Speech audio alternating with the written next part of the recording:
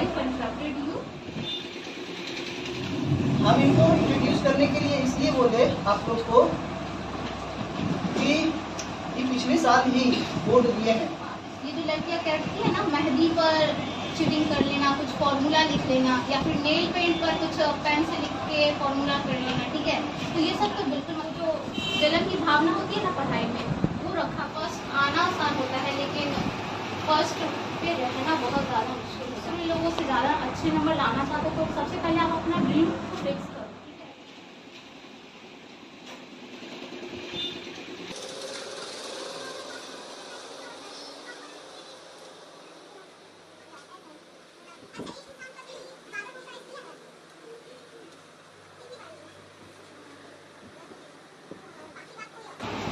अच्छा, फर्स्ट या सेकंड?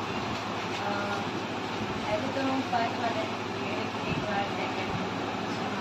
तो बता दें कि फर्स्ट प्राइज पाना इतना आसान नहीं होता है, ठीक है। और स्पेशली फॉर फर्स्ट, क्योंकि जो फर्स्ट रहते हैं ना उनको उन लोग से ज़्यादा डबल मेहनत करनी पड़ती है।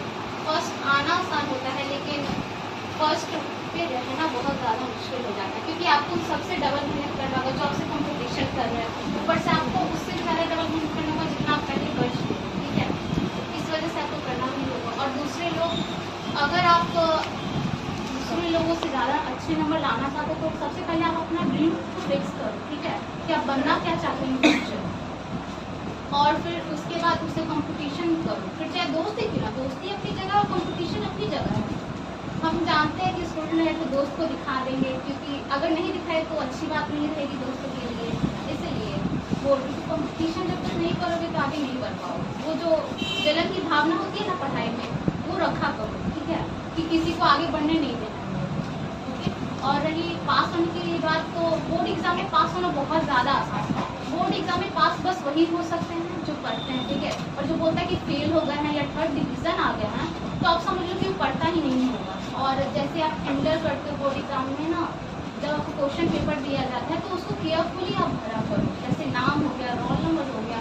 मेरी एक दोस्त थी, उसका अच्छे से मतलब कुछ सी था, तो वो मतलब जो ABC होता है ना क्वेश्चन पेपर का, वो छूट गया था। इससे कुछ उसका और मतलब मार्क्स कट गया।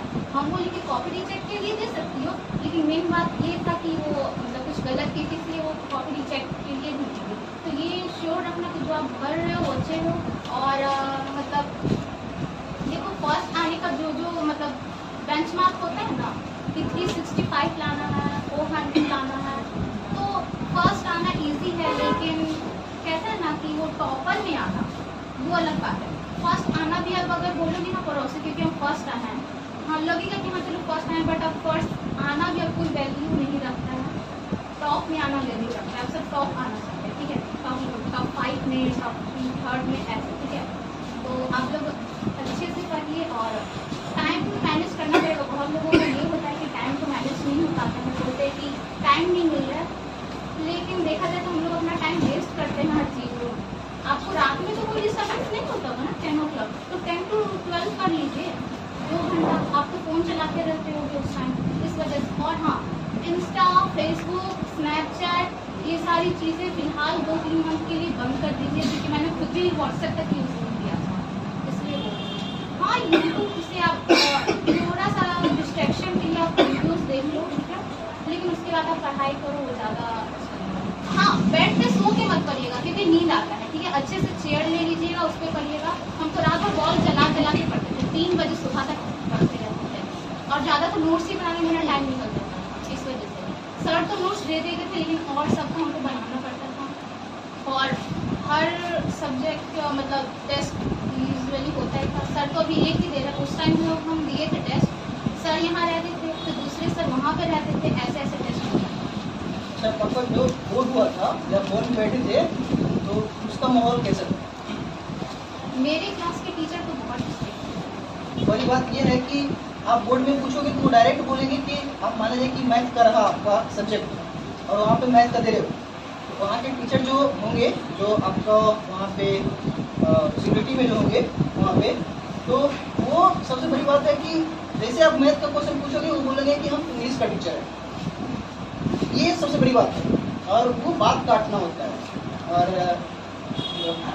आदमी बोले हैं ये बोले ही है कि सोशल सोशल मीडिया से जितना दूर रहोगे उतना टाइम आपको दिखेगा, ठीक है। और ये सबसे बड़ी बात है। हम इनको इंट्रोड्यूस करने के लिए इसलिए बोले आप लोग को कि ये पिछले साल ही बोर्ड दिए हैं, ठीक है। बाकी अब और कुछ बोलना चाहते तो एग्जाम में कभी चिट लेके मत जाना, क्योंकि पकड़ा जाओगे तो बहुत बुरा हाल होगा। इनफैक्ट मेरी क्लास में एक लड़की चिट लेके गई थी, ये बोलो कि इसको वो बस हटाया नहीं गया था, डिसमिस नहीं किया गया था एग्जाम से, जस्ट फॉर दिस, क्योंकि टीचर जो उस वक्त वहाँ पे आई थी उस सब्जेक्ट की वो अच्छी थी। अगर जो फर्स्ट डे सेकेंड डे ये सब टीचर आई थी बहुत ज़्यादा ही स्ट्रिक्ट थी इस वजह से, लेकिन हाँ उसका पेपर भी था, जितना लिखा हुआ वो ले लिया गया था, उसको और ज़्यादा लिखने नहीं दिया गया था, ठीक है। तो हाँ, ये जो लड़कियाँ करती है ना मेहंदी पर चीटिंग कर लेना, कुछ फॉर्मूला लिख लेना, या फिर नेल पेंट पर कुछ पेन से लिख के फॉर्मूला कर लेना, ठीक है, तो ये सब तो बिल्कुल मत करना, फिर चेक करना। ये सब हमको पता नहीं था, ये सब यही बता सकती है।